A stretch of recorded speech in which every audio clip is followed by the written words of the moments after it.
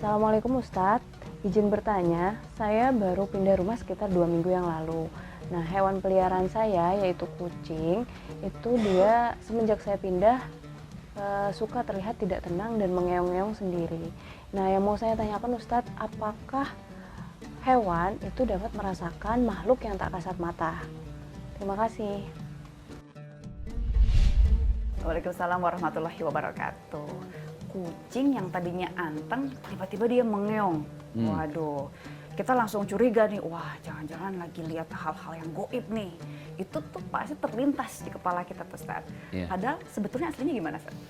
Jadi seperti yang sering saya sampaikan di episode sebelumnya, kan Allah itu menciptakan dua makhluk yang Allah sebut dalam Al-Quran. Wa ma khalaqtul jinna wal insa, jin dan manusia. Nah, kenapa ayam kadang suka berkokok? Padahal belum pagi. Belum pagi. Terus kayak ada suara kambing di tengah-tengah kuburan gitu kan. Itu kan mitos-mitos yang masih banyak berkembang. Nah, karena memang ternyata ada satu penelitian yang membuktikan ini kan beda dimensi antara jin dengan manusia. Ada frekuensi yang berbeda. Nah, binatang ini adalah makhluk yang di antara dua frekuensi itu. Jadi dia bisa tahu ketika ada ya penampakan, ketika ada sesuatu yang memang bukan di dimensi manusia. Manusia tidak bisa melihat jin, tapi jin mampu melihat manusia. Hewan ini konon mampu melihat kedua dimensi itu. Makanya dia memberikan tanda-tanda yang kita manusia nggak tahu apa-apa. Tapi karena dia ada di dua dimensi itu, maka dia bisa paham dengan hal-hal yang tidak bisa kita lihat. Ya makanya jangan aneh ya, ada mitos, ini kan nenek moyang kita mitosnya kan. Iya. Kalau ada kucing mengeong tiba-tiba gitu ya. Terus di zaman dulu itu kalau di pohon-pohon bambu tuh ada burung hantu. Itu yang bikin benar-benar jadi merinding kan. Iya, serem. Nah ini pertanda bahwa Allah itu menciptakan semua makhluk dengan kelebihan dan kekurangan masing-masing. Nah, kebayang nggak kalau seandainya manusia diciptain sama Allah bisa ngelihat jin? Semuanya misalnya. Wah itu repot. Banyak yang akhirnya bekerja sama kan.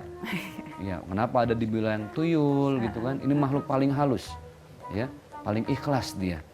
Kenapa ikhlas? Ya karena memang ya bisa dapat duit sendiri, gitu kan? Bisa nyolong uang sendiri, gitu kan? Ini paling mandiri, ini makhluk paling mandiri. Udah gitu duitnya bukan buat dia lagi. Bukan, iya benar, buat tuannya lagi kan. Nah maka dari itu ketika manusia bersekutu dengan jin, maka ada istilah manusia bersekutu dengan jin. Itu sudah pasti hal-hal yang jahat. Binatang adalah salah satu makhluk yang Allah ciptakan untuk memberikan sains. Kalau kita mau belok kan ada namanya sen tuh. Dari kalimat sains kan, tanda-tanda. Tanda-tanda. Bahwa Bisa aja nih saat nyambung-nyambungin nih. enggak benar. Iya, Kan bener, orang bener, Indonesia bener. bilangnya sen. Iya. Sama kayak tustel kan orang Belanda itu kan. Pertanda ya. Pertanda, itu ada pertanda ada sesuatu yang manusia harus siap-siap, bebenah diri, evaluasi gitu. Banyak yang mitos sampai sekarang yang sebenarnya bukan hanya sekedar mitos, sahabat-sahabat hikmah. Ada banyak hikmah itu. Nah. Ada banyak hikmah yang kita bisa petik walaupun tidak 100% itu benar gitu. Nah kalau kita percaya, saat misalnya kita 100% percaya tentang pertanda-pertanda yang ditampakkan atau dilakukan oleh hewan gitu yang kita lihat gitu, kayak tadi kucing mengeong atau apa, itu kita mendekati musyrik nggak ya, Ustaz? Selama memang tidak merubah keyakinan kita. Misalnya gini, wah kayaknya kucing mengeong nih, ada yang mau meninggal nih. Ya. Sama dengan mitos kalau kita mimpi terus ada gigi yang tanggal. Ya kan? Itu katanya mau ada yang meninggal. Ya. Terus kebetulan ada yang meninggal. Beneran. 100% kita yakin dengan hal itu yang nggak boleh. Contoh gini, masih inget nggak kalau ada kupu-kupu datang ke rumah? Tamu. Nah, ada tamu gitu kan. Tiba-tiba ada tamu, oh, alhamdulillah tamu. Nggak tahu nagih utang. Jadi Kan tamunya bawa musibah kan. Iya. Gitu kan? Padahal Jadi seneng. mitosnya kupu-kupu itu bawa rezeki. Iya. Bukan masalah kupu-kupunya, ya mungkin secara alami juga dia memang ya ada di seputar rumah. Tapi yang jadi masalah adalah datangnya tamu ke rumah itu bukan semata-mata karena ada kupu-kupunya. Tapi memang itu sudah qadarullah.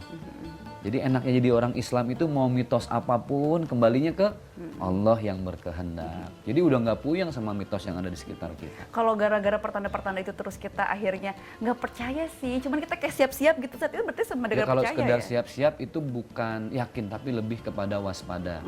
Dulu orang itu yang hidup di pesisir pantai ketika ada burung yang berterbangan dalam rombongan yang banyak jumlahnya, Ya. mereka percaya kalau akan terjadi musibah. Ternyata memang itu fenomena alam. Karena ada perubahan cuaca di tengah laut, akhirnya burung-burung berbondong-bondong dan itu pertanda akan terjadi tsunami. Dan ternyata itu bisa dijelaskan secara ilmiah. Betul. Iya, ya. Jadi bukan lebih ke mitosnya ya saja yang kita benar. harus pelajari lebih jauh ya. Betul. Baik, nah kita masih akan membahas soal hewan dan kaitannya dengan hal goib nih. Ini masih akan menarik, jadi jangan kemana-mana sahabat ini.